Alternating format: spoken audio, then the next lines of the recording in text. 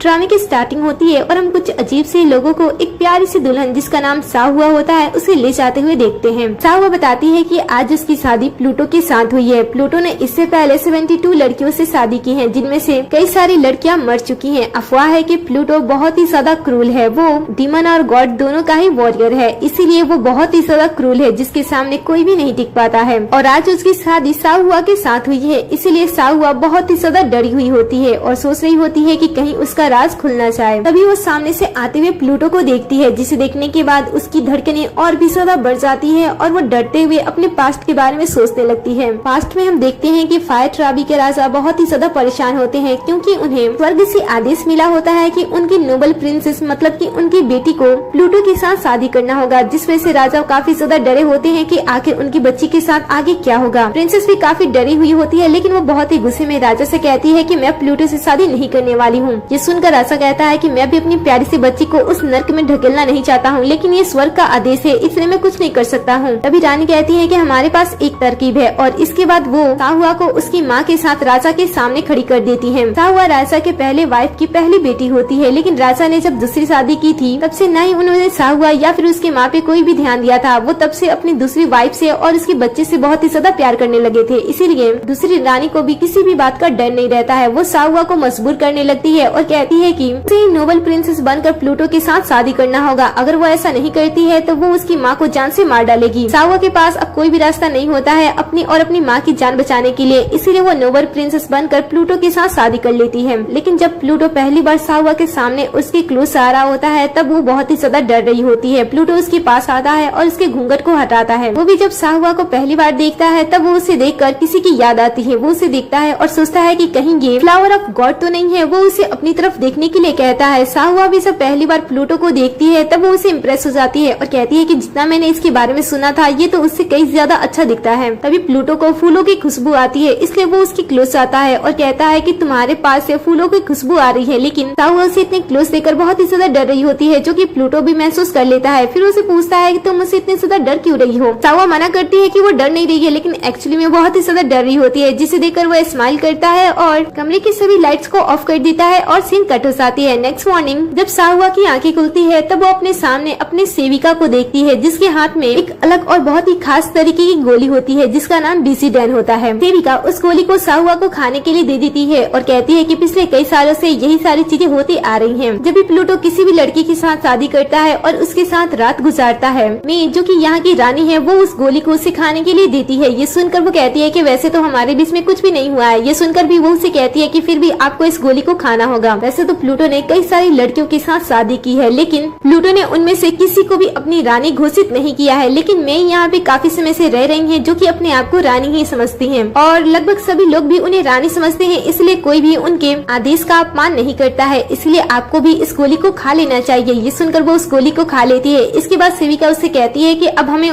जाकर महारानी से मिल लेनी भी चाहिए, नहीं तो महारानी बहुत ही ज्यादा गुस्सा हो जाएंगी। ये सुनकर वो कहती है कि ठीक है। और अगले सीन में हम इन दोनों को महारानी मेई के सामने देखते हैं। साहुआ महारानी को बहुत ही अच्छी तरीके से ग्रीट करती है, लेकिन महारानी को साहुआ बिल्कुल भी पसंद नहीं आती है। उसे ऐसा लगता है कि वो प्लूटो को उसे छीन सकती है, इसीलिए वो उसके सुंदर चेहरे को नुकसान पहुंचाने की कोशिश करने लगती है और कहती है कि तुम्हें क्या लगता है कि तुम्हारे इस चेहरे से तुम प्लूटो को मुझसे छीन सकती हो। तुम्हें पता है ना कि आग और पानी कभी एक दूसरे के साथ नहीं रह सकते हैं, लेकिन मुझे ऐसा लगता है कि तुम्हें समझाने से अच्छा है कि मैं तुम्हारे इस सुंदर से चेहरे को ही बर्बाद कर दूं, ताकि प्लूटो तुम्हारे पास कभी दोबारा लौट के ना जाए। ऐसा कहते हुए वो बहुत ही खतरनाक सा मैजिक यूज करती है और साहुआ के चेहरे को बहुत ही बुरी तरीके से खराब करने की कोशिश करती है। लेकिन तभी यहाँ पे प्लूटो आता है और महारानी की जादू को बीच में ही रोक देता है और कहता है कि मैंने तुम्हें कई बार कहा है ना कि तुम्हें यहाँ पे मैजिक का यूज करने की कोई जरूरत नहीं है। अगर तुमने दोबारा फिर से यहाँ पे जादू का यूज करने की कोशिश की तो मैं तुम्हें हेडर्स के हवाले कर दूंगा। ऐसा कहते हुए वो उसे डराता है और फिर साहुआ को अपने साथ चलने के लिए कह देता है। अगले सीन में हम साहुआ को उसकी दासी के साथ देखते हैं। दोनों ही काफी खुश होते हैं क्योंकि महारानी से प्लूटो ने साहुआ को बचाया था। लेकिन तभी ये लोग हेडर्स की आवाज को सुनते हैं, जो कि कमरे में आने वाले थे। वो उनकी आवाज को ही सुनकर बहुत ही ज्यादा डर जाते हैं और दरवाजे की तरफ देखने लगते हैं। तभी यहाँ पे दो हेडर्स आते हैं। हेडर्स को देखकर तो सेविका बहुत ही ज्यादा डर जाती है, लेकिन साहुआ उनसे पूछती है कि बताइए आप लोग यहाँ पे क्या कर रहे हो। तब हेडर्स उनसे कहते हैं कि आप लोगों को हमसे डरने की कोई जरूरत नहीं है, तो बस यहाँ पे प्लूटो की तरफ से आपके लिए उपहार लाए हैं। उन्होंने कहा है कि आप हमेशा फूलों की तरह महकती रहती हो, इसलिए आपके कमरों को भी फूलों से भर देना चाहिए। ऐसा कहते हुए वो मैजिक करते हैं और चारों तरफ प्यारे प्यारे से फूल खिलने लगते हैं, जो कि कमरे को और भी ज्यादा सुंदर बना देते हैं। इसके बाद दोनों हेडर्स वहाँ से चले जाते हैं। उनके जाने के बाद सेविका की जान में जान आती है और वो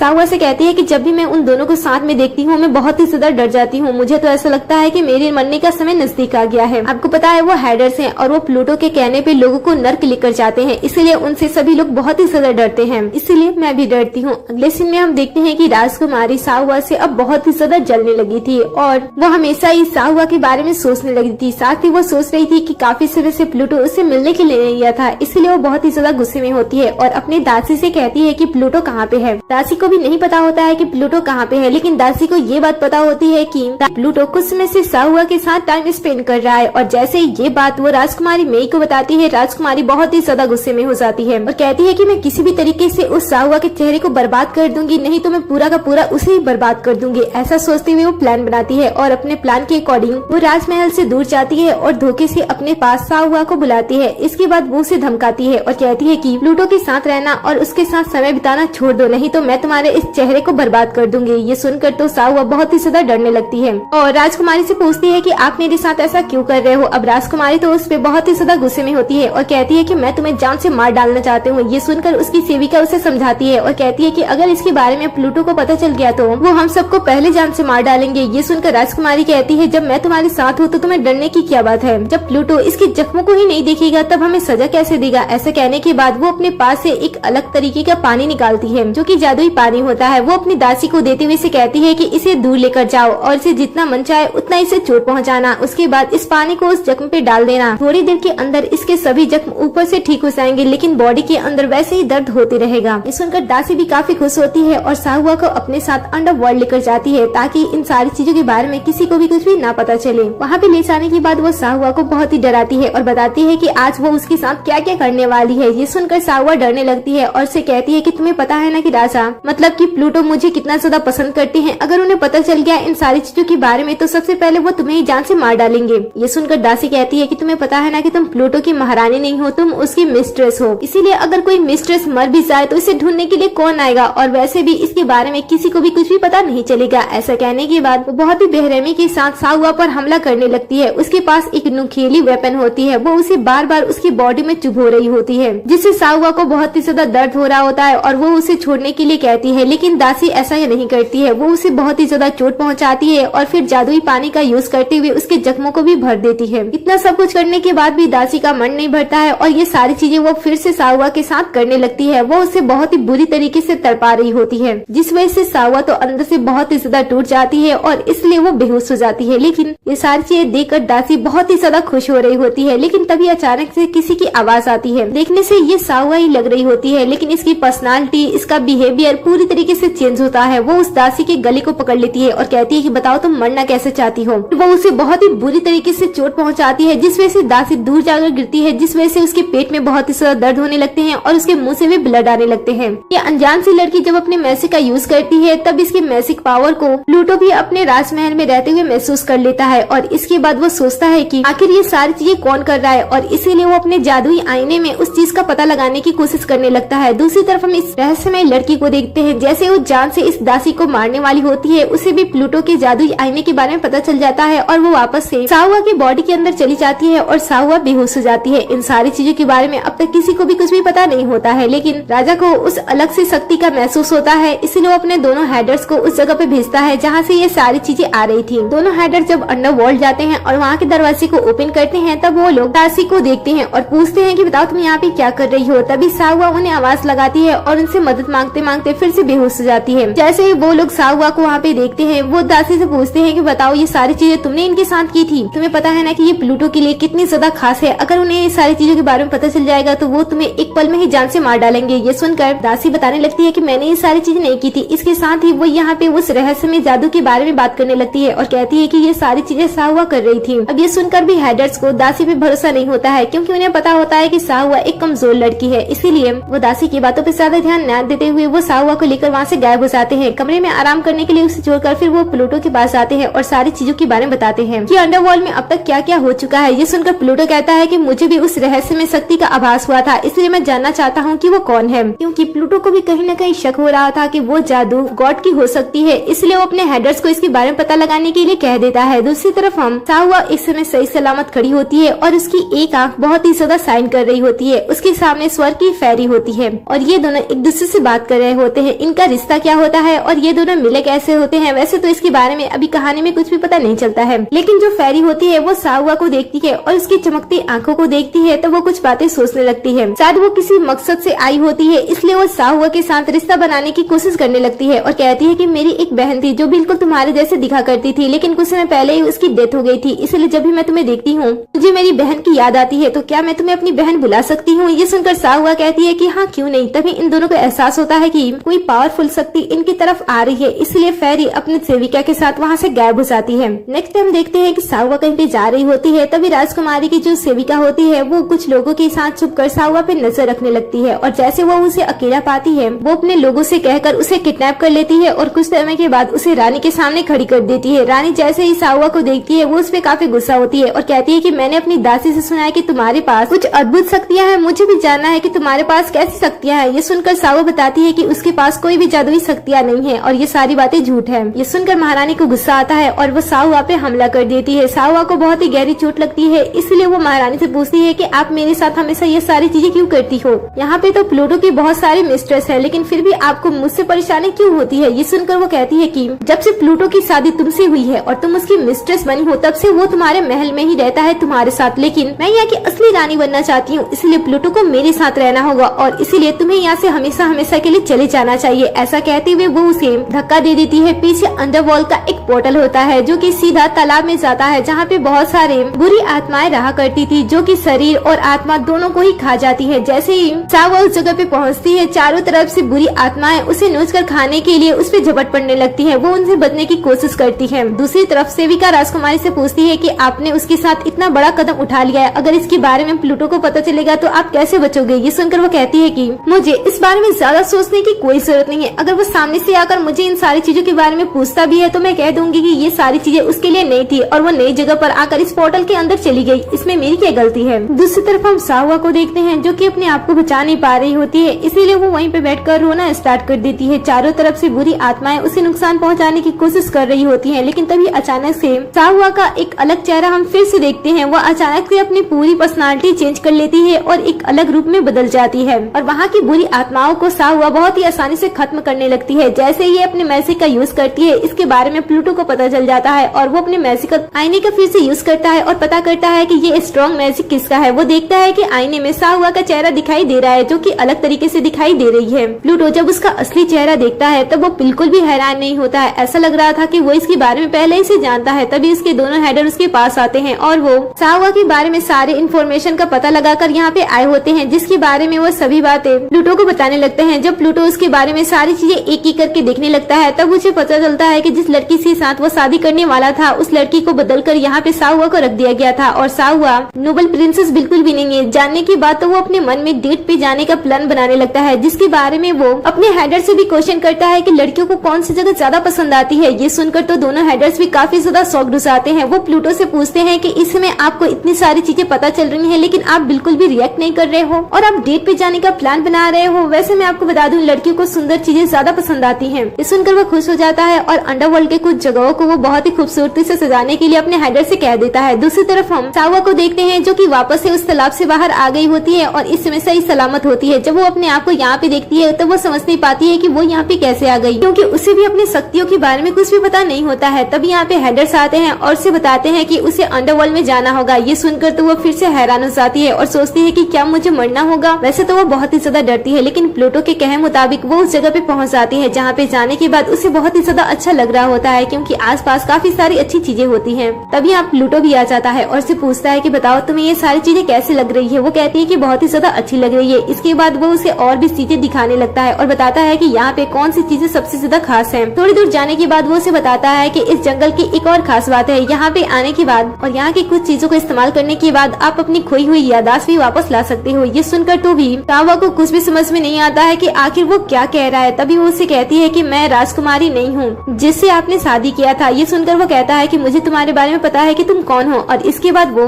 अपनी दुनिया के एक पवित्र पत्थर पे मैजिक करता है, जहाँ पे हम देखते हैं कि प्लूटो बहुत ही ज्यादा गंभीर हालत में होता है और यहाँ पे साहुआ भी होती है और साहुआ सच में फ्लावर ऑफ गॉड होती है। जब उसने प्लूटो को इस हालत में देखा होता है तब उसने मैजिक पावर का यूज करके प्लूटो की जान बचाई होती है और तब से प्लूटो को साहुआ से प्यार हो गया था और तब से वो साहुआ को ढूंढ रहा था और इसीलिए उसने शादी करने का डिसीजन भी लिया था। वो कभी भी शादी करने के बाद उस दुल्हन के पास नहीं जाता था जिससे वो शादी किया करता था, लेकिन पता नहीं क्यों जब उसने साहुआ से शादी किया था वो उसके तरफ अट्रैक्ट होने लगा। वो सारी बातें साहुआ को बताने लगता है और वो उसे बताता है कि वो उसे कितना ज्यादा पसंद करता है। इसके बाद वो अपने प्यार को दिखाने के लिए अपनी आत्मिक ऊर्जा का यूज करता है और बहुत ही खास तरीके का एक फ्लावर बनाकर उसे देता है और फिर वो उसे गले से भी लगा लेता है। साहुआ को भी ये सारी चीजें बहुत ही ज्यादा पसंद आ रही होती है, लेकिन अचानक से उसकी तबीयत खराब हो जाती है। ये देखकर तो प्लूटो उसके लिए बहुत ही ज्यादा वॉरिड होने लगता है और उसे वापस से अपनी दुनिया में ले जाता है और उसका ट्रीटमेंट करने लगता है। इससे वो बहुत ही ज्यादा बेचैन हो रही होती है। तब फिर से वो अपनी आत्मिक ऊर्जा उसे देकर उसे रिलैक्स करता है। तभी प्लूटो का हेडर आता है और बताता है कि साहुआ की जांच के बाद हमें ये पता चल रहा है कि उसकी बॉडी में जहर है। वैसे तो ये जहर इंसानों के ऊपर ज्यादा इफेक्ट नहीं करता है, लेकिन हम जैसे लोगों के लिए ये जहर बहुत ही ज्यादा खतरनाक है और ये सारे जहर मेई की राजकुमारी सेविका के लोगों के पास ये जहर होता है। ये सुनकर तो प्लूटो बहुत ही ज्यादा गुस्सा हो जाता है और कहता है कि उस सेविका को मेरे सामने लेकर आओ। प्लूटो के कहने पे थोड़ी देर के अंदर मेई की सेविका को कारागार में लेकर आया जाता है और उसे बंदी बना दिया जाता है। सेविका ने महारानी के सामने और भी ज्यादा अच्छा बनने के लिए उसने जब साहुआ पे हमला किया था उस खंजर से उसने पहले ही उसमें वो जहर लगा दिया था ताकि महारानी इससे खुश हो जाए। लेकिन जैसे ही प्लूटो को इन सारी चीजों के बारे में पता चलता है वो तो बहुत ही ज्यादा गुस्सा हो जाता है और वो सेविका से पूछने लगता है कि बताओ तुमने ये सारी चीजें किसके कहने पे की है, क्योंकि अगर तुम नहीं बताती हो तो मैं तुम्हारे पूरे परिवार के साथ तुम्हें नर्क में भेज दूंगा। वहाँ पे जाने के बाद तुम्हें पता है कि तुम्हारे साथ क्या होगा। ये सुनकर तो सेविका बहुत ही ज्यादा डरने लगती है और प्लूटो से माफी मांगने लगती है कि वो उसे छोड़ दे। जब प्लूटो कुछ नहीं कहता है तब वो अपनी महारानी से बचाव के लिए कहती है और कहती है कि मैं हमेशा आपके लिए वफादार रही हूँ, मैं हमेशा आपके ही बताए गए कामों को किया है, इसलिए मुझे बचा लीजिए। ये सुनकर रानी मेई को ऐसा लगता है कि कहीं इसकी सेविका इसकी सच्चाई प्लूटो के सामने न रख दे, इसलिए वो अपनी सेविका पे ही गुस्सा करने लगती है और कहती है कि तुम मुझ पे ऐसे कैसे इल्जाम लगा सकती हो, मैंने कभी भी इन सारी चीजों में तुम्हारा साथ नहीं दिया है। और फिर वो प्लूटो को भी समझाने लगती है कि इन सारी चीजों में इसकी सेविका के साथ इसका कोई भी हाथ नहीं है। ये सुनकर प्लूटो उस सेविका को नर्क में भेज देता है और उसके बाद अपनी रानी से कहता है कि मुझे पता है कि तुम्हारी सेविका ने ये सारी चीजें अकेले नहीं की है। ये सुनकर तो वो डर जाती है और उसके सामने झुक जाती है और उसे मदद मांगने लगती है और कहती है कि उसे छोड़ दो, लेकिन प्लूटो इतना ज्यादा गुस्सा होता है कि वो महारानी को भी कारागार में बंद करा देता है। फिर प्लूटो महारानी से कहता है कि मैं तुमसे सच्चा प्यार करता हूँ, मेरे रहते हुए कोई तुम्हें छू भी नहीं सकता है, चोट पहुँचाना तो बहुत ही दूर की बात है। और फिर प्लूटो अपने पूरे राज्य में ये बात फैला देता है कि साहुआ उसकी पहली और आखिरी रानी है, ताकि ये बात जानने के बाद कोई भी साहुआ के साथ बदतमीजी करने के बारे में या फिर उसे नुकसान पहुँचाने के बारे में सोच न सके। नेक्स्ट हम देखते हैं कि इसके बारे में फेरी को भी पता चल जाता है और उसके बाद फेरी इस न्यूज को हेवन जाती है। वहाँ पे जाने के बाद वो गॉड ऑफ ड्रैगन से मिलती है और ड्रैगन को आई ऑफ द जायंट के बारे में बताती है और कहती है कि आपकी दूसरी आंख मिल गई। दरअसल गॉड ऑफ ड्रैगन के पास भी एक अनोखा और बहुत ही ज्यादा शक्तिशाली आंख होती है और वो हमेशा से जानता था कि जब उसके पास एक आंख है तो इसका मतलब है कि उसका पेयर भी जरूर होगा और इसीलिए वो तब से अपने दूसरे आंख को ढूंढ रहा होता है। और फेरी जो कि होती तो अंडरवर्ल्ड से है, लेकिन वो किसी रीजन की वजह से गॉड ऑफ ड्रैगन के साथ मिली होती है और ये दोनों मिलकर दूसरे आई ऑफ द जायंट को ढूंढ रहे होते हैं। नेक्स्ट हम प्लूटो को देखते हैं जो कि अंडरवर्ल्ड में होता है और अपनी रानी को अपने पास बुलाता है, मतलब कि साहुआ को भी जब इसके बारे में पता चलता है तब वो भी काफी खुश होती है और प्लूटो से मिलने के लिए जाती है और उससे कहती है कि तुमने मुझे रानी क्यों बनाया है। प्लूटो उससे कहता है कि क्योंकि तुम मेरी रानी हो और यहाँ की रानी बनना तुम्हारा अधिकार है। ये सुनकर साहुआ को भी काफी ज्यादा अच्छा लगता है और इसके बाद ये दोनों साथ में हो जाते हैं। इसके बाद वो अपने प्यार के प्रतीक के लिए यहाँ के पत्थर पे दोनों ही एक दूसरे का नाम एक दूसरे के साथ उस पत्थर पे लिखते हैं और प्यार से एक दूसरे को गले लगाते हैं और एक दूसरे के साथ अच्छा टाइम स्पेंड करने लगते हैं। कुछ ही देर के बाद यहाँ एक सैनिक भागते हुए आता है और बताता है कि फेरी हेवन ऑफ ड्रैगन के द्वारा किडनैप कर ली गई है। ये सुनकर तो साहुआ काफी ज्यादा घबरा जाती है क्योंकि वो फेरी को अपनी बहन की तरह मानती थी, इसीलिए प्लूटो को भी उससे बचाने के लिए ड्रैगन के पास जाना पड़ता है। वहाँ पे जाने के बाद वो ड्रैगन से कहता है कि वो फेरी को छोड़ दे, जाने दे, लेकिन उसे ये नहीं पता होता है कि इन दोनों ने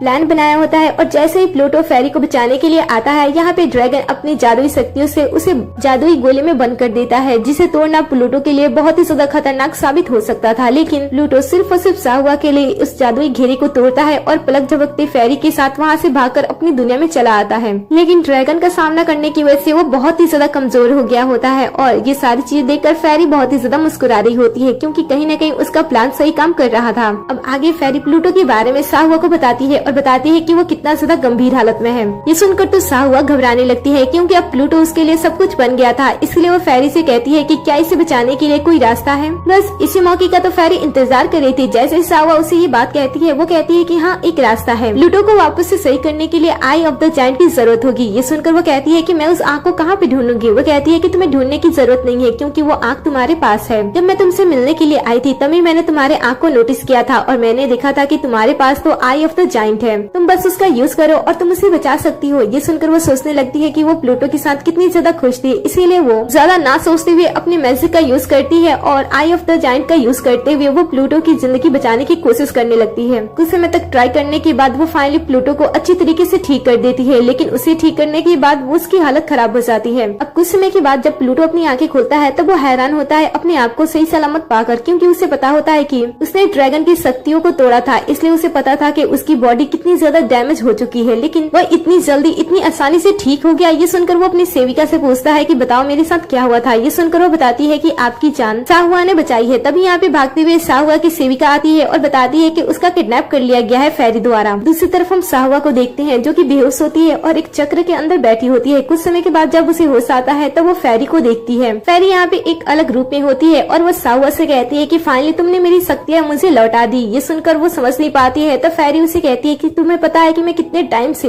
आई ऑफ द जायंट को ढूंढने की कोशिश कर रही थी। तुम्हें पता है कि ये आंख एक दानव की है और वो दानव सच में बहुत ही ज्यादा शक्तिशाली था, इसीलिए तो उसके मरने के बाद उसकी आंख नष्ट नहीं हुई, वो कुछ लोगों के अंदर चली गई और उन्हें पता भी नहीं चला। कुछ लोगों ने तो उस आंख का पता बहुत ही पहले लगा लिया था, लेकिन तुम मासूम सी लड़की, तुम्हें इसके बारे में कुछ भी पता नहीं था। जब मैं तुमसे पहली बार मिली थी तभी मैंने तुम्हारे आंख को नोटिस कर लिया था और मुझे पता चल गया था कि तुम्हारे पास जो आंख है वो आई ऑफ द जायंट है, इसीलिए तो तब से मैं तुम्हारे साथ अच्छा रिश्ता बनाने की कोशिश कर रही थी। तुम्हें पता है कि मैं आमतौर पे किसी के साथ बातचीत करना भी पसंद नहीं करती हूँ, इसीलिए तुम्हारी शादी भी हुई थी तो मुझे कोई भी फर्क नहीं पड़ा था, लेकिन जब मैं तुम्हारे बारे में अजीब अजीब सी बातें सुनी तब मुझे पता चला कि मुझे तुमसे एक बार मिलना चाहिए। और जब मैं तुमसे मिली तब मुझे मेरे वर्षों की मेहनत मुझे मिल गई, मेरी आई ऑफ द जायंट मिल गई, इसीलिए तो मैं तुम्हारे साथ इतनी ज्यादा अच्छी थी। और जब तक तुम पहली बार आई ऑफ द जायंट का यूज नहीं कर पाती, मैं उस आंख को तुम्हारे अंदर से निकाल ही नहीं पाती, इसीलिए मुझे ये सारी चीजें करनी पड़ी। अब फाइनली अब मैं उस आंख को तुमसे छीनूंगी। ऐसा कहते हुए वो मैजिक करने लगती है और साहुआ के अंदर से आई ऑफ द जायंट बाहर निकालने की कोशिश करने लगती है और जिसमें वो कामयाब भी हो रही होती है। साहुआ को अपनी शक्तियों का अंदाजा नहीं होता है, इसीलिए वो अपने आप को अच्छी तरीके से बचा नहीं पा रही होती है, लेकिन कुछ ही समय के अंदर यहाँ पे प्लूटो आ जाता है जो उसकी सुरक्षा करने लगता है और आई ऑफ द जायंट को वापस से उसकी बॉडी के अंदर ट्रांसफर करने लगता है। जब शक्तियाँ वापस से साहुआ के अंदर जाने लगती है, इससे फेरी को बहुत ही ज्यादा तकलीफ हो रही होती है और फेरी प्लूटो के सामने कुछ नहीं कर पाती है, न ही वो आई ऑफ द जायंट उसे छीन पाती है और न ही वो उसे बच पाती है। पर जैसे ही साहुआ की पूरी शक्तियाँ वापस से उसके बॉडी में आती है, वो फिर से बेहोश होने लगती है। ये देखकर प्लूटो उसके पास आता है और समय देखते ही फेरी वहाँ से भाग जाती है। फिर साहुआ को एक फ्लैशबैक आता है जिसमें साहुआ अपने रियल मदर से मिलती है जो कि फ्लावर ऑफ गॉड होती है, बिल्कुल साहुआ की जैसी, लेकिन यहाँ पे युद्ध छिड़ गई होती है जिसमें उनकी गंभीर हालत हो गई होती है और वो मरने वाली होती है। इसलिए वो अपने बच्चे से कहती हैं कि तुम किसी को भी लेकर दुख में मत जीना और किसी से बदला लेने के बारे में मत सोचना। तभी साहुआ की नजर प्लूटो पे जाती है जो कि सबको जान से मार रहा होता है और तभी इसकी मॉम इसके ऊपर मैजिक करती है जिस वजह से ये अपनी पूरी की पूरी याददाश्त भूल जाती है। महारानी को मरते हुए देखकर यहाँ पे उनकी सेविका आती है और उनकी बच्ची को बचाते हुए वहाँ से लेकर चली जाती है। अब ये सारी बातें और उसकी पूरी याददाश्त साहुआ को वापस लौट आई थी। दूसरी तरफ हम उसी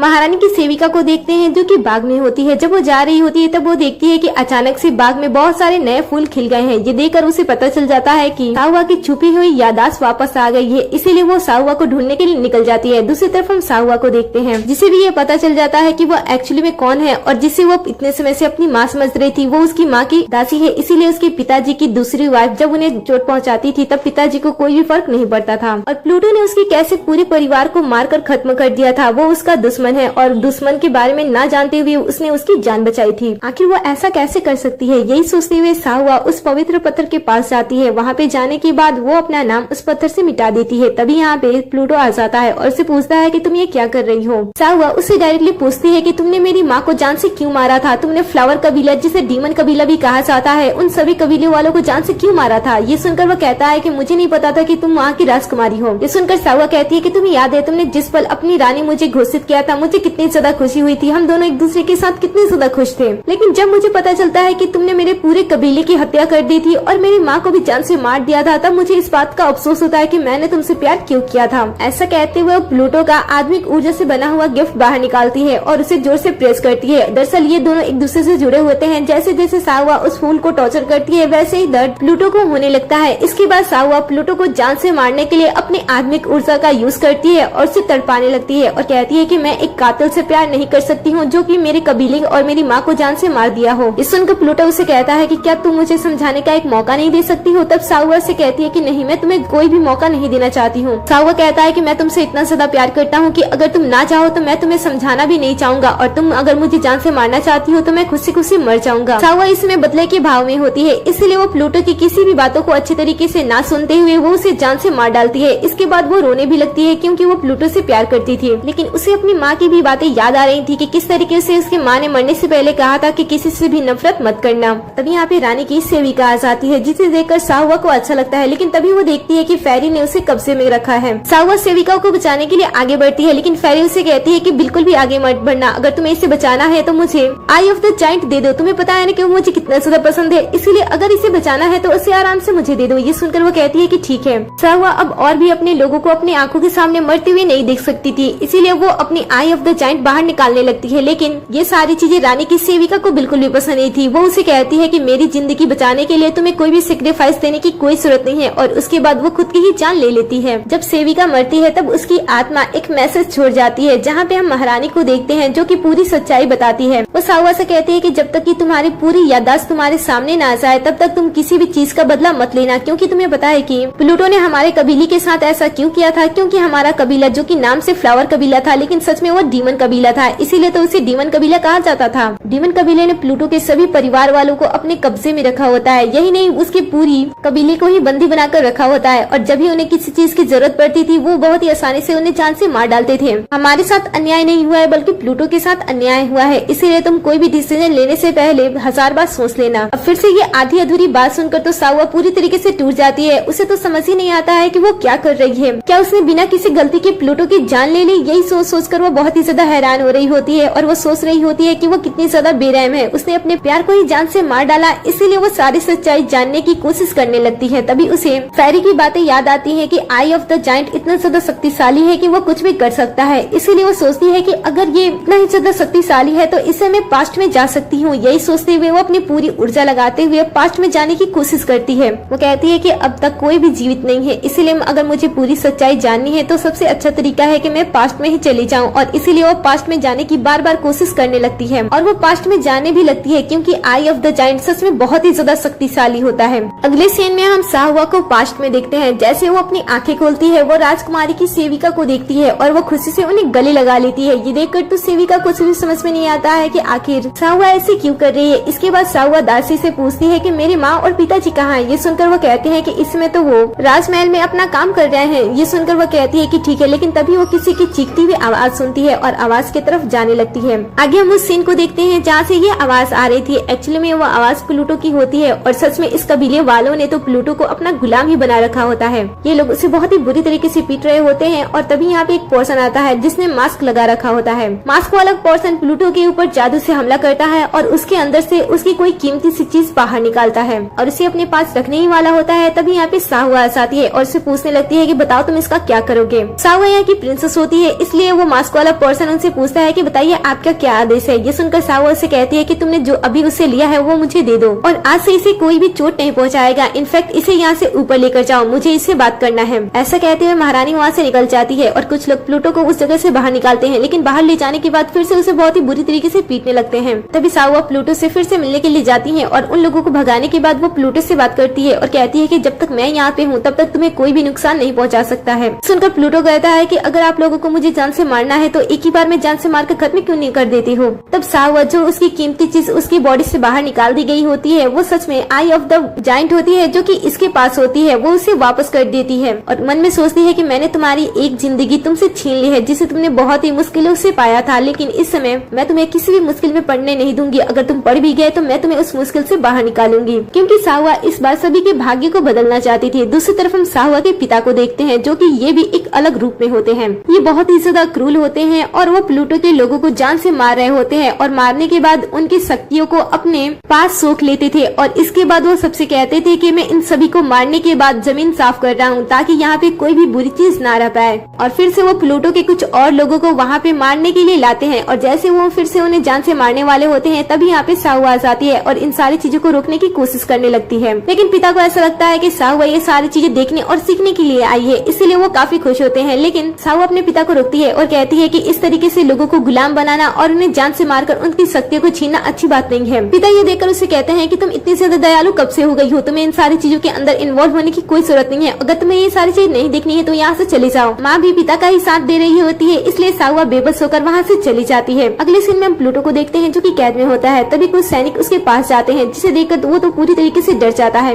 लेकिन तभी यहाँ पे रानी की दासी भी आ जाती है, जो कि अपने साथ खाने पीने की चीजें लाई होती है और वो उसे कहती है कि तुम इसे खा सकते हो। इतना कहने के बाद वो सभी सैनिकों के साथ वहाँ से चली जाती है। अब प्लूटो को ये खाने पीने की चीजें काफी समय बाद मिली होती है, इसीलिए वो तुरंत उस खाने पीने की चीजों को खाना स्टार्ट कर देता है। लेकिन खाने पीने की चीजों के बारे में एक सैनिक जाकर राजा को बता देता है, जिस वजह से राजा काफी ज्यादा गुस्सा हो जाता है और कहता है कि उस गुलाम को मेरे सामने लेकर आओ। दूसरी तरफ हम साहुआ को देखते हैं जो कि अपने बाल को संवार रही होती है। तभी यहाँ पे उसकी रानी की सेविका आती है और बताती है कि प्लूटो को कैद में रख लिया गया है और उसे जान से मारने की कोशिश की जा रही है। ये सुनकर वो घबरा जाती है। इधर हम राजा को देखते हैं जो कि प्लूटो को जान से मारने की कोशिश कर रहा होता है और उसकी शक्तियों को बाहर निकाल रहा होता है। तभी यहाँ पे साहुआ आती है और वो प्लूटो से प्यार करती थी, इसलिए वो अपने सामने अपने प्यार को जाते हुए तो नहीं देख सकती है, इसलिए वो अपने डैड को बीच से ही रोक देती है और उनकी शक्तियों को रोकते हुए वो प्लूटो को बचाकर वहाँ से लेकर चली जाती है। ये देखकर डैड काफी ज्यादा गुस्सा हो जाते हैं और मास्क वाले पर्सन से उसे ढूंढने के लिए भेज देते हैं। मास्क वाला पर्सन कुछ सैनिकों के साथ प्लूटो और साहुआ का पीछा करने लगता है। भागते ही भागते ये लोग अंडरवर्ल्ड के तालाब के पास पहुँचते हैं। इस तालाब के अंदर काफी बुरी शक्तियाँ होती है, इसीलिए भागते भागते यहाँ पे आने के बाद साहुआ और प्लूटो के पास कोई भी रास्ता नहीं होता है और मास्क वाला पर्सन धीरे धीरे आगे बढ़ने लगता है प्लूटो को पकड़ने के लिए और साहुआ उसकी हिफाजत कर रही होती है। लेकिन गलती से धीरे धीरे प्लूटो जब पीछे हो रहा होता है तब वो गलती से उस तालाब में गिर जाता है। साहुआ उसे बचाने के लिए आगे बढ़ती है, लेकिन मास्क वाले पर्सन के कहने की वजह से सैनिक उसे पकड़ लेते हैं और आगे नहीं जाने देते हैं। दूसरी तरफ हम प्लूटो को देखते हैं। उस नर्क में गिरने के बाद काफी सारी बुरी शक्तियाँ उसे चोट पहुँचाने की कोशिश कर रही होती है, जिस वजह से वो काफी ज्यादा परेशान हो जाता है और बचने की कोशिश करता है, लेकिन वो बेहोश हो जाता है। आगे हम साहुआ को देखते हैं। उसे राजा के सामने लेकर जाया जाता है। राजा उसे कहते हैं कि मैं पहली बार अपनी बच्ची से मिल रहा हूँ जो कि एक गद्दार भी है, पर अगर तुम मुझसे माफी मांगती हो तो मैं तुम्हें छोड़ दूंगा। ये सुनकर वो कहती है कि मैं कोई भी गद्दार नहीं हूँ, बल्कि मैं तो लोगों को बचा रही हूँ। ये सुनकर माँ उसे कहती है कि तुम्हारे पिता जो कह रहे हैं वो मान लो, नहीं तो वो तुम्हें सजा दे देंगे। ये सुनकर वो कहती है कि अगर वो सजा दे भी देते हैं तो मुझे कोई भी फर्क नहीं पड़ेगा, क्योंकि असली गद्दार तो ये है। ये सुनकर पिता काफी ज्यादा गुस्सा हो जाते हैं और गुस्से में अपनी बेटी के ऊपर ही हमला कर देते हैं और कहते हैं कि इस गद्दार को जेल में ले जाकर बंद कर दो, क्योंकि ये मेरी बेटी नहीं है।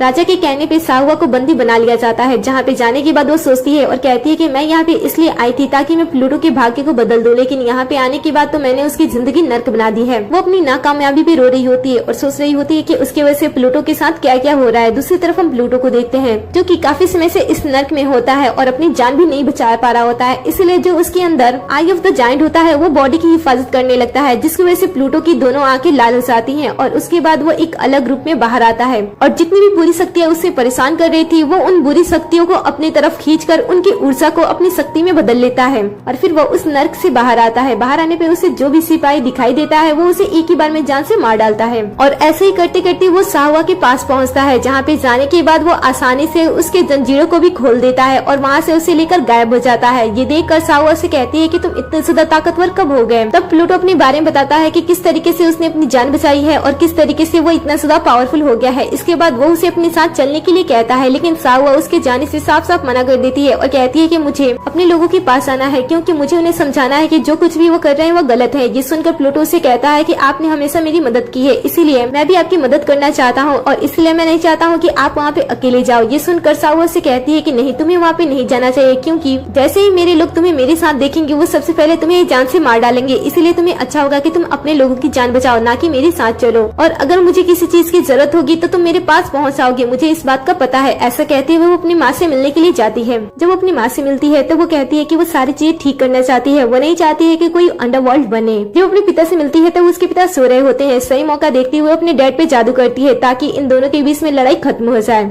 और होता भी ऐसे ही है। उसके डैड इन झगड़ों के बारे में भूल जाते हैं। इसके बाद प्लूटो अपनी दुनिया का राजा बन जाता है और उसके बाद जो मास्क वाला पर्सन होता है वो स्वर्ग का ड्रैगन बन जाता है। सभी अपनी लाइफ में काफी ज्यादा खुश होते हैं और साहुआ भी सभी चीजों को ठीक देखकर बहुत ही ज्यादा खुश होती है, लेकिन उसे ये नहीं पता होता है कि उसके डैड वो किसी भी चीज को भूले नहीं है, उन्हें सारी चीजें याद है, लेकिन साहुआ के मैसेज करने की वजह से वो साहुआ के सामने ऐसे रिएक्ट कर रहे होते हैं कि वो सब कुछ भूल गए हैं, लेकिन अभी भी वो प्लूटो से बदला लेना चाहते हैं। दूसरी तरफ प्लूटो को देखते हैं जो कि काफी ज्यादा ताकतवर हो गया होता है। इसके बाद वो अपने हेडर से राजा के पास संदेश भेजता है कि वो साहुआ से शादी करना चाहता है। जैसे ही राजा ये बात सुनता है वो तुरंत ड्रैगन के पास अपनी बेटी की शादी का संदेश भेजते हैं और कहते हैं कि वो अपनी बेटी की शादी ड्रैगन किंग के साथ कराना चाहते हैं। सावा को भी पता चल जाता है कि उसकी शादी ड्रैगन से हो रही है, इसलिए वो बेचैन हो जाती है। और दूसरी तरफ प्लूटो को भी इसके बारे में पता चल जाता है कि उसकी शादी सावा के साथ नहीं हो सकती है, क्योंकि राजा ने पहले ही सावा की शादी ड्रैगन के साथ फिक्स कर दी है, इसलिए प्लूटो की शादी सावा के साथ नहीं हो सकती है। इसलिए अब प्लूटो फिर से संदेश भिजवाता है ड्रैगन के पास, ताकि ये दोनों एक दूसरे से बात कर सके। ड्रैगन को ये सारी चीजें पता चलती है, तब वो बेचैन हो जाता है और वो सोचता है कि राजा ये सारी चीजें क्यों कर रही है। दूसरी तरफ हम राजा को देखते हैं जो कि एक प्लान बना रहा होता है।